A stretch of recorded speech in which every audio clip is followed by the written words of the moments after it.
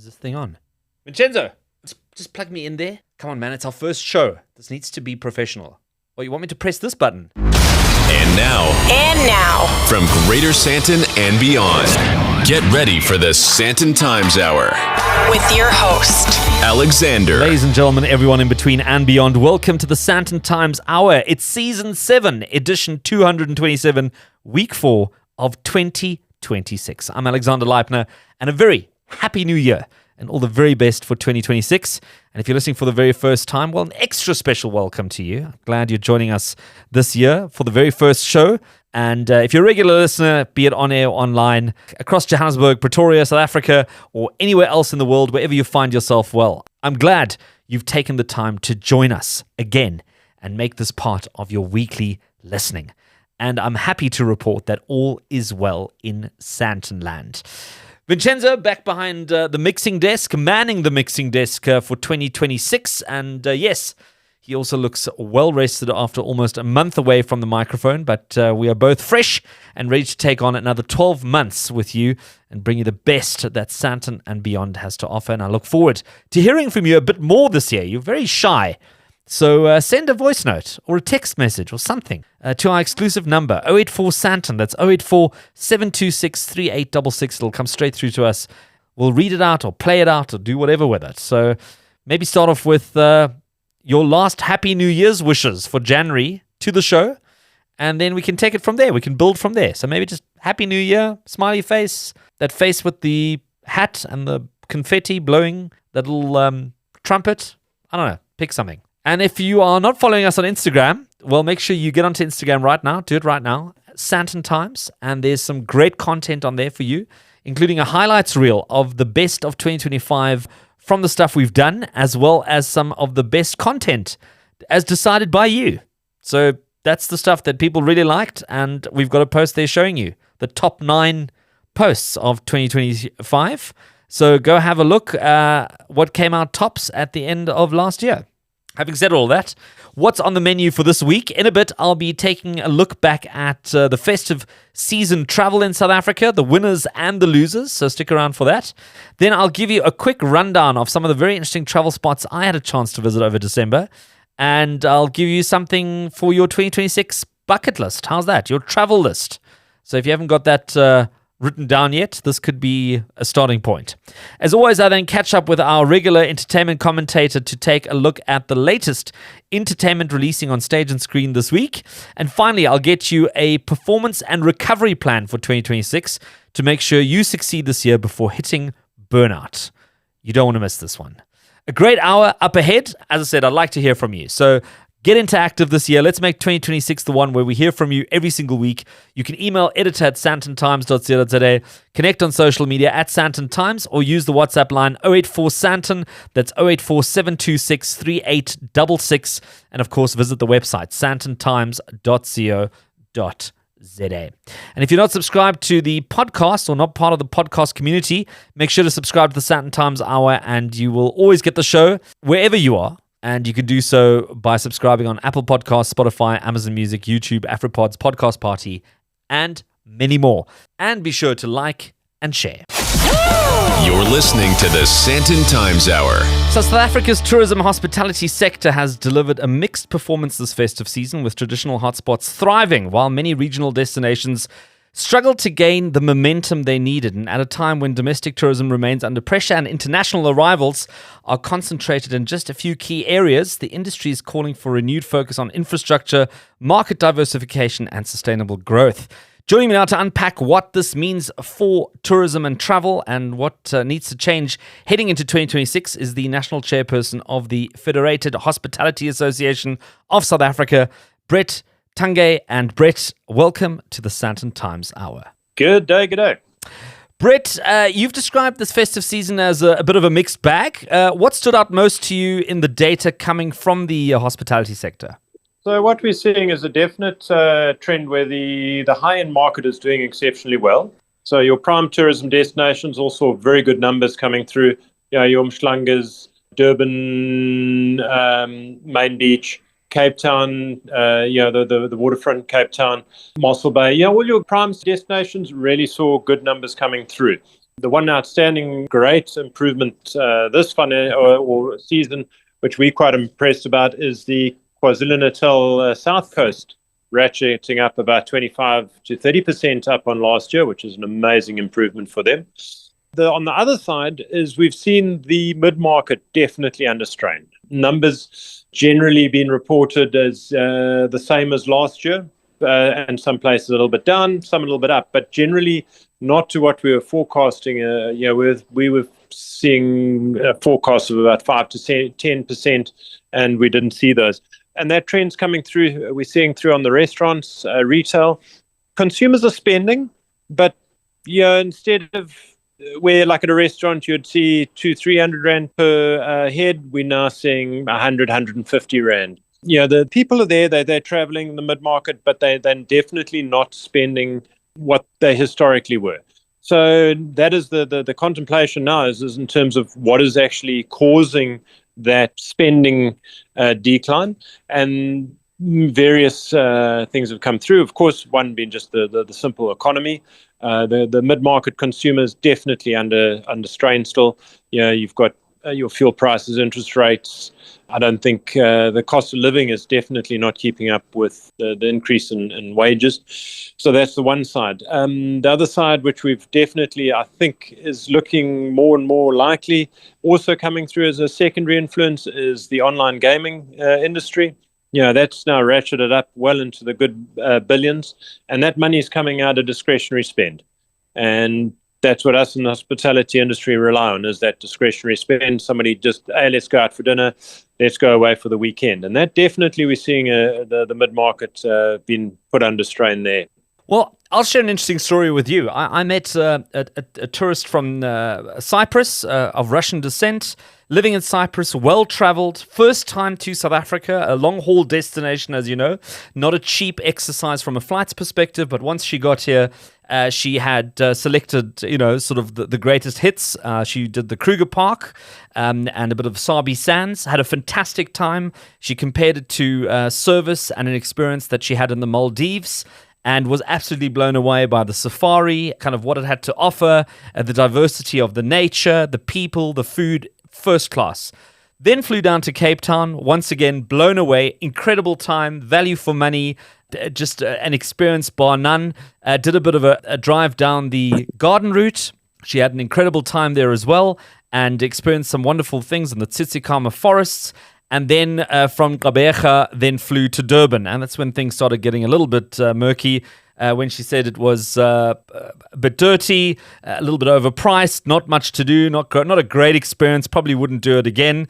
And then Johannesburg was just dangerous, and she was warned not to go anywhere, and it was all very depressing and very sad.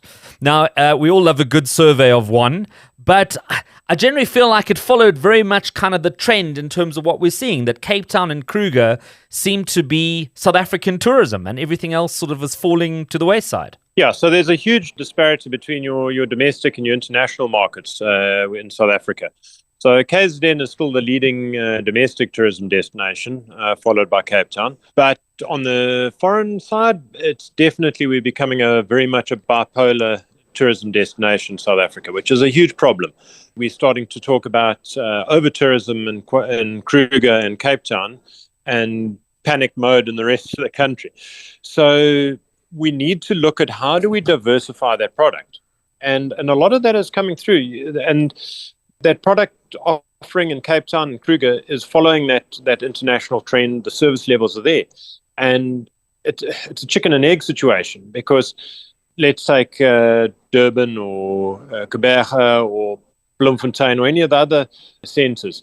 They are now ostensibly only really serving a local clientele. They're not serving a foreign clientele because those markets have disappeared. So then how do we get them back? And how do we offer the service to go with that? If you do look at it at the moment, I don't know how she maybe experienced overpricing in Durban, because at the moment, the pricing in Durban and a lot of these other centers is actually very competitive at the moment.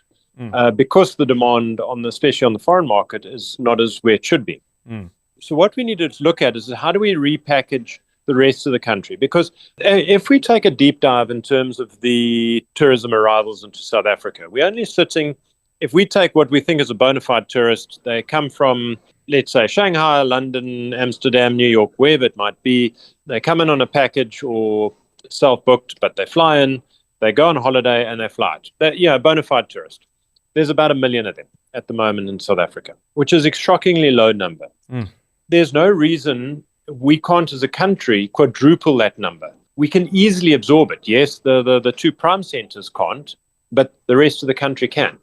And we can definitely, if we can get those numbers in, the economic spin for the entire country is a massive. And we need to look at strategies in getting that right. The one issue holding us back when it does come to that, of course, is infrastructure. If you look at it, a lot of these secondary international markets, KZN, Free State, Northern Cape, the rest of the country, a lot of that is self-drive and camper home markets. So for those markets, we need good roads. We need no potholes. And that is our biggest bugbear right now, is road infrastructure. Roads are a huge problem. And how do you sell a destination to a travel agent when they know as well as we do that there's a good chance that a tourist in their rental going to hit a pothole and now they're stuck on the side of the road, especially in a rural area. So, yes, we do definitely need government to buy in terms of road infrastructure. But, of course, it doesn't only just help tourism. That helps agriculture, manufacturing, service industry. Everybody benefits from those roads being fixed. And so that's why I say tourism is the litmus test of the economy. If the tourism economy is doing well and is happy with the infrastructure, all the other sectors will be suitably impressed with it as well. And I think such a valid point. We're not just doing it for the visitors or the guests, but also for everyday South Africans wanting to travel the country as well. And such an important employment creator and obviously contributor to the GDP, tourism and travel. The thoughts and feedback from National Chairperson of the Federated Hospitality Association of South Africa, Brett Tungay. And thank you for joining me on the Sandton Times Hour this week. No, thanks for hosting me on your show. And hopefully the listeners can get out there and experience the amazing destinations that we've got to offer in this country. Tremendous, Brett. That sounds great. We're going to take a quick break and more the Sandton Times Hour. Stay right where you are. Follow the Sandton Times on social media. At Sandton Times. So as promised, who doesn't enjoy a little holiday mondeling? Or translated from Afrikaans, it's like a verbal essay that you used to do at school. Maybe you did it at the office, telling everyone what your holiday was like. You made a few notes and you want to share it. Well, I made a few notes of my break over the festive season, some of which we will deep dive into over the coming weeks. But for now, let them be a quick guide, maybe some inspiration for the other holidays and long weekends coming up later this year. So I kicked off my break with a visit to Elephant Point with some friends. It's a luxury private estate bordering the Kruger National Park, and it's known for its stunning Sabi River views. And it's also got frequent elephant sightings, along with many other animals that you can see there. Some great hippos. There's also some buffalo that were chasing the hippos, and elephants chasing the hippos, and hippos chasing the elephants. Really cool. Located very close to the Kruger Park's main Paul Kruger Gate, which is about 6 kilometers away from there, which makes it a real superb, easily accessible base for the Kruger Park itself, and you can self-drive there and obviously have tons of wildlife experiences. Elephant Point offers self-catering lodges, which you can book, and it sleeps multiple couples. So if you don't want to book it all for yourself, you can split the bill with a few friends or maybe some family, or maybe members of your body corporate at home. I don't know how close you are with them, but you can enjoy the modern amenities there, private pools, a boma, and excellent nature experiences. So this comes highly recommended, and it was certainly worth a return visit this year. Then, Kruger Shalati, which is the train on the bridge. It's probably one of the most memorable safari stays I've been on in my many years of travels. It's a very unique luxury hotel in South Africa's Kruger National Park. It's housed in a beautifully refurbished train permanently stationed on the historic Shalati Bridge over the Sabi River. And it offers you unparalleled wildlife views, and it pays homage to the early 20th century rail safaris. Now, you get to stay in this luxurious carriage, which is actually a suite with floor-to-ceiling windows, or you can also choose to be on a garden base at the Bridge House Suites.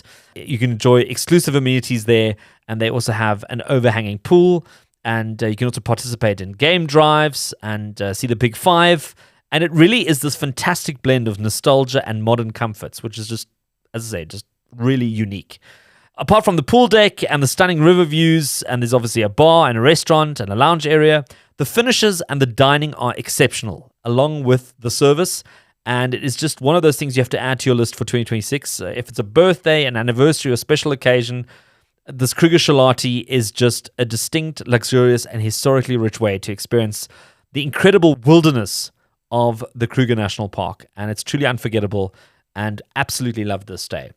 Then headed down to Cape Town and got a chance to visit the Claremont by the Sabi Sabi Collection. It's a new boutique hotel in Cape Town, and it marks the luxury safari brand's first city property.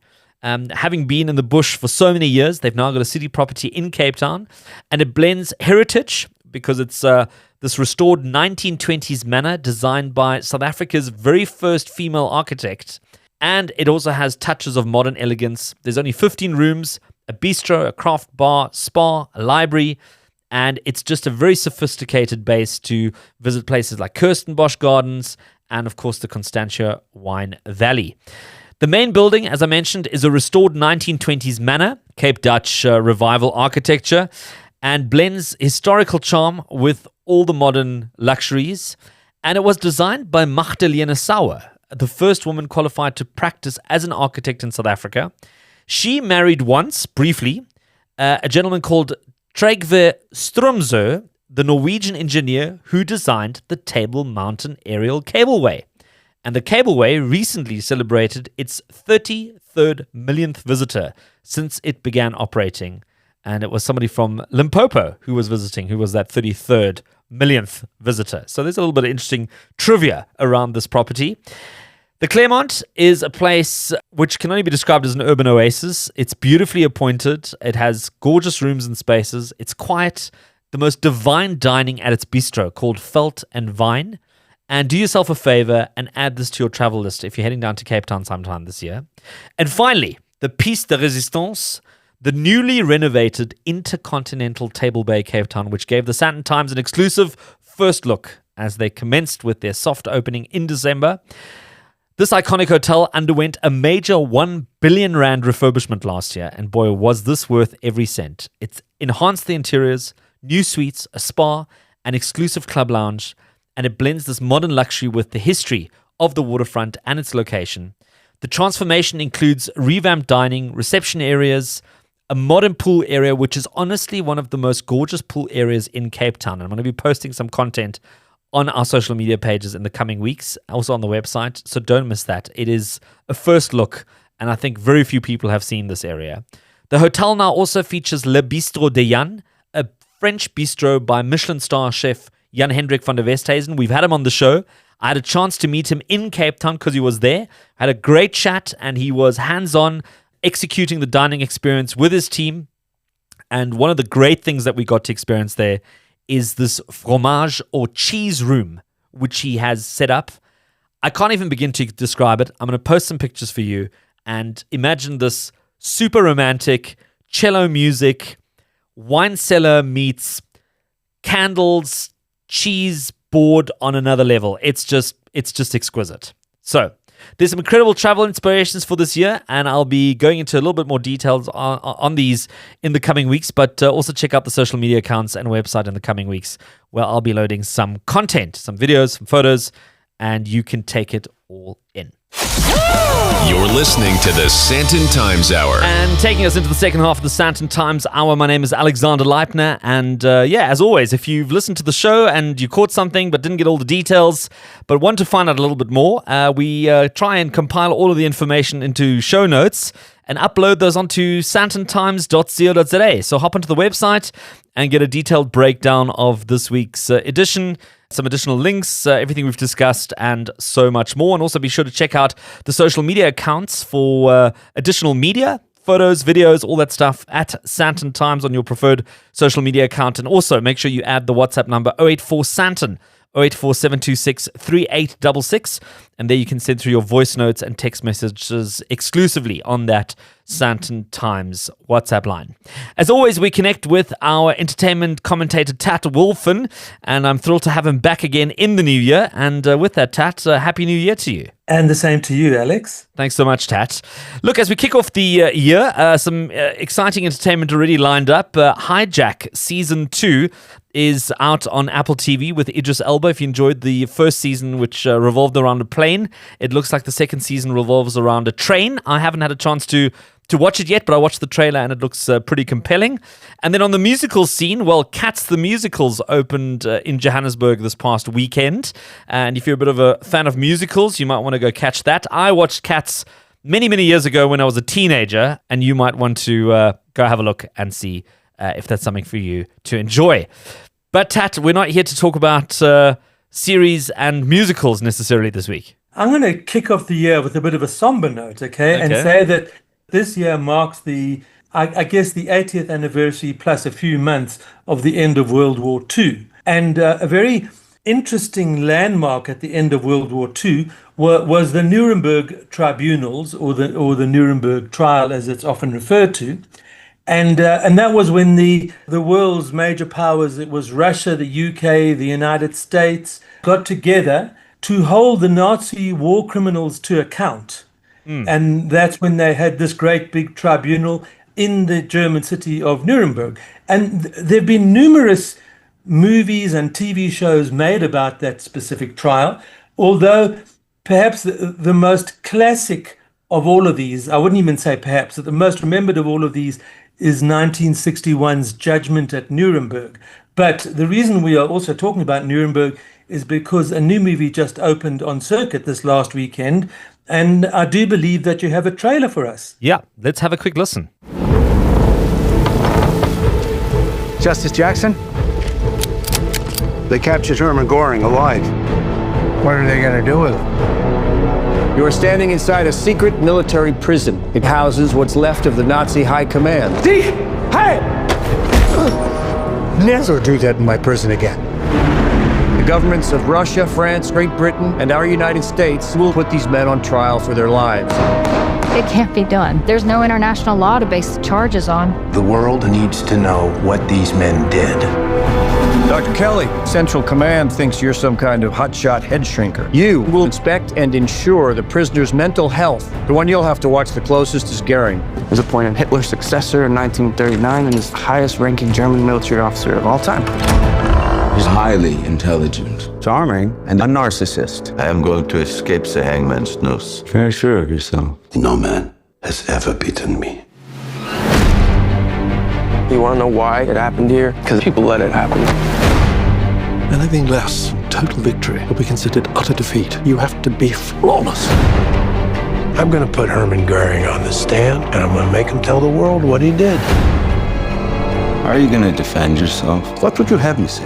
About the truth for once. I am a prisoner because you won and we lost. Not because you are morally superior. I know more about this man than anyone else on the planet. You're walking into a trap. We are able to do away with domestic tyranny only when we make all men answerable to the law. So that it can never happen again. Well, Tat, a stellar cast for this edition of Nuremberg. Like you said, there's been a couple of previous renditions of this particular trial, this historic trial, but this one really, really does stand out. Yeah, and I'd actually like to do a side-by-side comparison because the classic 1961 Judgment at Nuremberg is available on Amazon Prime, and I think it's worth seeing both the films because they each approach the trials from a kind of a different angle. Now, Judgment at Nuremberg was specifically chosen to be shot in black and white by the producer-director Stanley Kramer in order to give you that grim sense of, that somber sense of what it was all about.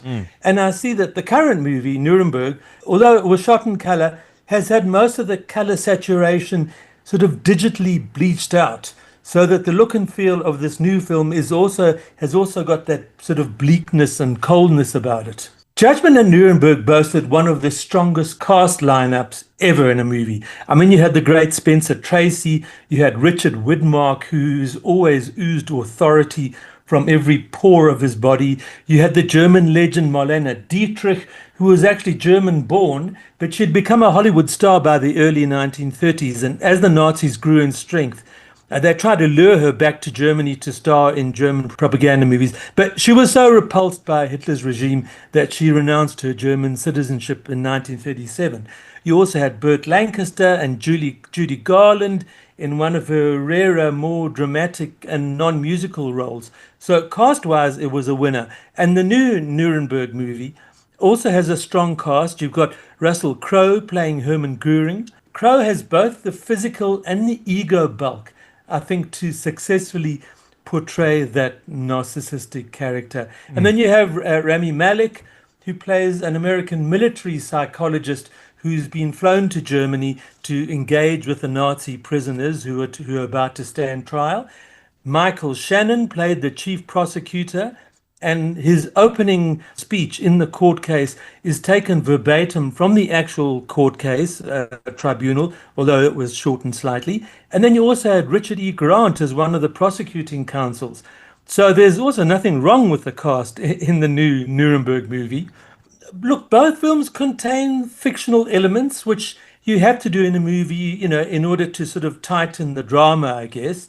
And remember, there's a lot of information that they had to pack into those movies.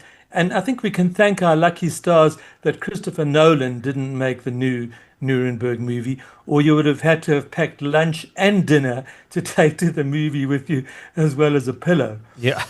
But I think that both the films do serve the purpose of awakening our interest around that famous tribunal. And I think if you really want to find the truth, I would recommend watching Judgment at Nuremberg, and you can see that on Amazon Prime, and you can probably also hire it from a DVD hire shop. And then also definitely go and see the current movie Nuremberg at a cinema. And then you just sit at home. I always disappear down a rabbit hole. When I see a movie that's based on the truth, the moment I get home, I get onto the internet and I do my research. Certainly these movies are both firmly rooted in the truth, but as I say, they've had to, tweak elements slightly in order to, compact the drama. And then you can really dig deep down into what this is all about. If you yearn for grown-up cinema, instead of this unending diet of superheroes, sequels, prequels, and all that nonsense, then Nuremberg, which has just opened on circuit, is the movie for you, because it's packed with drama, thought-provoking moments, and you saw the movie as well. Weren't there moments in that movie where you actually wanted to write down what the person had just said? Well, we both watched this together, and I agree with you. It was a really good watch. I mean, it's a really strong start to cinema for 2026. The dialogue was strong. The script was great. The editing was tight. I mean, there were some great editing moments in this movie. Just over almost 2.5 hours. It doesn't feel like it, and I think you're so enthralled by the characters, by the story, and even afterwards, I think you and I were chatting for quite some time about just some of the messaging, how much of it still relates to 2026, almost 80 years later. Some of the things that are unfolding in the world at the moment almost feel like a mirror to some of the things that were discussed in the movie. And I certainly don't think you're going to be left wanting. What I did find quite interesting as well is this contrast between some of the more humorous or chuckling dialogue that comes out of the movie to begin with, which is then starkly contrasted with some very disturbing scenes. And I think people should be pre-warned about this, where they do show footage from the actual concentration camps, which is spine-chilling and stomach-turning at the best of times, which just really brings reality straight to your front door and just makes you realize kind of what unfolded during those years in Germany. And somehow it just gives you this unbelievable contrast of light and dark, and you really walk out of that cinema not necessarily depressed, but it really gives you food for thought. And like I said, it's just one of those night outs or weekends to the cinema that is both enthralling but also just thought-provoking. Shakespeare knew that well, that even in his darkest dramas, he had moments of comedy because you need that light and shade. So certainly the movie Nuremberg works on an entertainment level, but there is that somber element as well that I think reminds us that we need to connect with our humanity and just take care with the way that we treat our fellow human beings. Well, a strong start to the year, Tat, and looking forward to doing this quite a few more times this year with you as we uncover some of the great entertainment, both on stage and on screen this year. And thanks so much for joining me at the movies, and let's do it again next week. I certainly look forward to it as well, and have a good one. Cheers, pal. You're listening to the Sandton Times Hour. So as we begin mapping out our goals for 2026, one question looms large. Are we actually prepared both mentally, physically and strategically to perform at our very best this year? Well, in a minute, I'll be joined by Helen Nicholson. She's the CEO of the networking company to explore a new way of thinking about success. She launched The Edge at DP World Wanderers last year and had a chance to see the space, which is designed for what she calls corporate athletes. And Helen challenges the hustle-first mindset and makes a compelling case for intentional recovery, energy management, and personal responsibility as the true foundations for achieving our goals in the year ahead. And Helen Nicholson, welcome to the Sandton Times Hour again. Amazing. Wonderful to be here. Well, Helen, I couldn't think of a better person to kick off 2026 with, as I know this is your wheelhouse and something that you speak about extensively. But as we look at the year ahead, 2026, why do you believe preparation, not just ambition, is the real differentiator between success and burnout? Unfortunately, I had to burn out myself to realize these lessons very practically. So I was my first candidate and my own test dummy around this. I had a mindset where I associated recovery with laziness. I thought if I sat still for too long or if I rested, then, because I'm quite driven, I'm an entrepreneur, I like creating things, and I didn't see the value of rest and recovery. And I think that was a very 80s, 90s kind of mindset. If you think about movies like The Wolf of Wall Street, they would use phrases like, I'll sleep when I'm dead. And sleep, I think, was very underrated. So I think there were two things that happened in that culture, was very much rest and recovery was underrated, and also sleep, or the lack of sleep, was celebrated. And I think two things have happened really since COVID. And I think people are realizing that if they're going to be sustainably successful, and I think that's the issue, you can be successful short term by burning out, burning the midnight oil, existing on 3 or 4 hours sleep. But I think most of us are looking for sustainable high performance and well-being. And if you want that both for yourself or for your teams, then you've got to look at different ways of working. And you look at someone like Jeff Bezos, who's one of the wealthiest men in the world, and he sleeps 8 hours a day and says that he cannot cope. And he attributes a lot of his success to the fact that he sleeps. I always say you need to sleep your way to the top, unashamedly, on a great mattress for 7 to 8 hours. And I don't think that message, I don't think it's celebrated enough. So first of all, the value of sleep, and secondly, the value of rest and recovery, to rather work like a corporate athlete in sprints instead of being a marathon runner. Because unfortunately, that marathon runner is that the person who, just burns the candle at both ends, is always at work. Whereas I see the value, if you take intentional rest and recovery, your performance immediately improves. So what you're essentially saying is taking those lessons that we learn from the Springboks or Bafana or any of the other top athletes that we see, Michael Phelps, Olympic athletes, and applying that to any everyday people working in business. What can we learn from these people in terms of performance and recovery if we had to apply to sort of a business corporate environment? So athletes always have recovery built into their schedule. I remember seeing this very powerfully at the High Performance Center in Pretoria. I was watching our swimmers prepare for the Olympics. And at the High Performance Center, they've got two pools there. They've got a heat pool and a training pool. And when you watch the swimmers, they'll swim their top time in the heat pool. They don't immediately go and get out of that and go and get changed. They go down to the training pool, and then they'll swim 20 or 30 lengths slowly because they know they've got to decrease their heart rate. And that is in many ways the way in which we need to work. Instead of, having meeting the entire day, then what happens with that model is you collapse in front of Netflix at the end of the day, and there's nothing left over for your family, there's nothing left over for yourself, and work gets the best version of you. And I believe if we manage our energy around stress and recovery better during the day, so having 45-minute meetings, making sure you eat lunch outside, doing some breathing in between meetings, going and getting some sun on your face. Those are the kind of things. We live in a country that's got beautiful weather, and I don't think we use that enough. Going for walks during the day. I meditate when I wake up in the morning before I switch on my phone. I practice gratitude. I have those 2 bookends put in my day that enabled me to celebrate recovery. And that is really the lesson. So building in that recovery on a daily basis, be it during lunch, the beginning, at the end of the day, then also building it in at the end of the week. So if you take a Saturday or a Sunday and decide to not do anything, it's not being lazy. It's actually part of your preparation for the next week, or recovering and not feeling overwhelmed and depleted by the end of 2026. And you think, please let this holiday in December come sooner rather than later, because I actually don't know how I'm going to actually make it through the next couple of weeks. I think this is some really good insight and some really good habits to also implement early on in the year.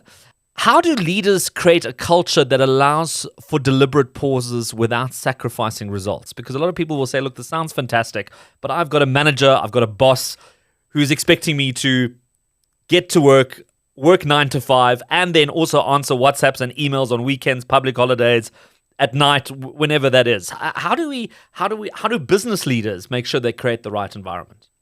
First of all, to have the realization that no one is a good multitasker.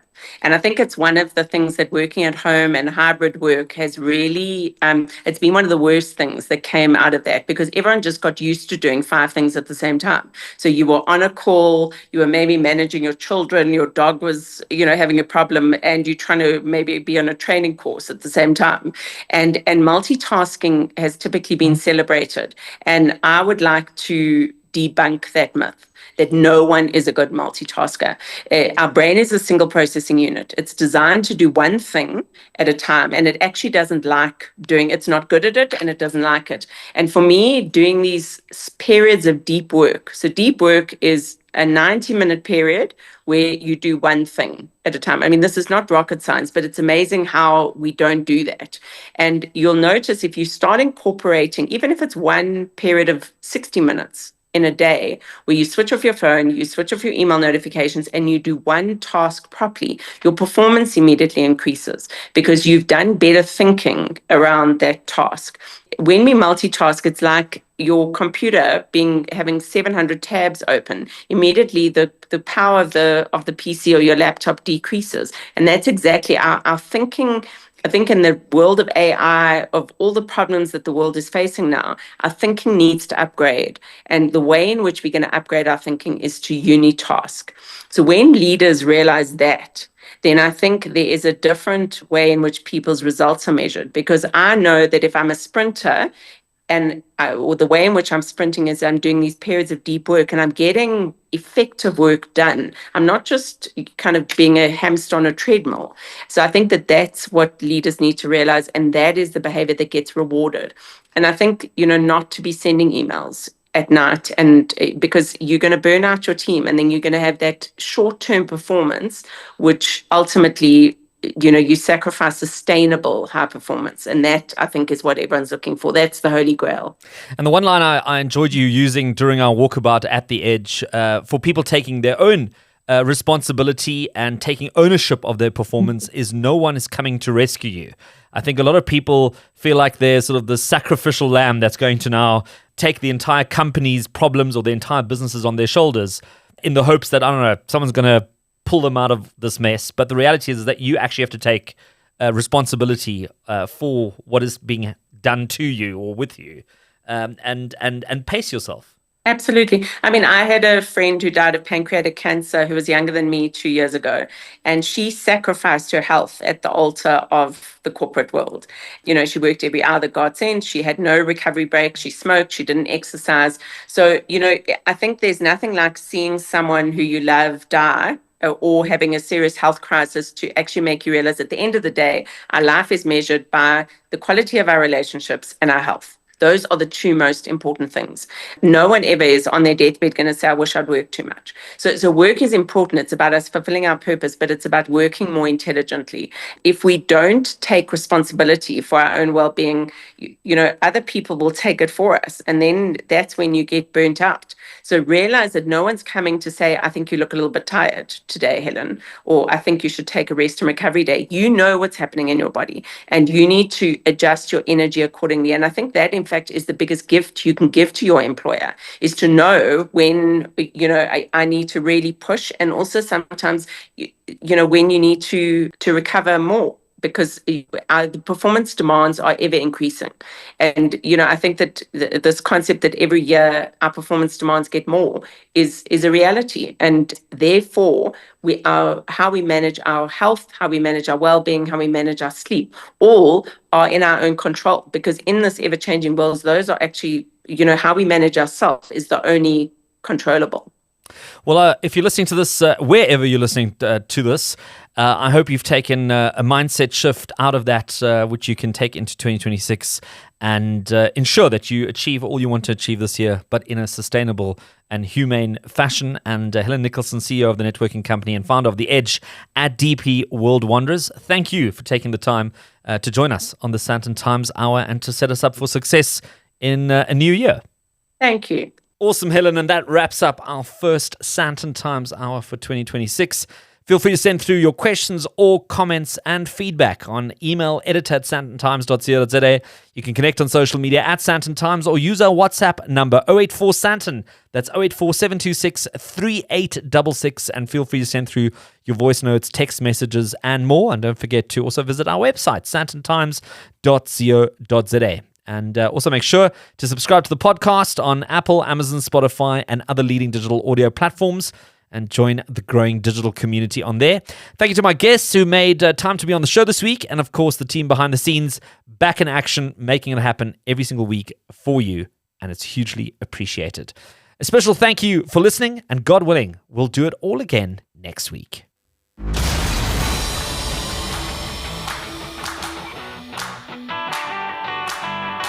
That's it for this week. Thanks for listening to the Sandton Times Hour. And if you enjoyed it, be sure to share it.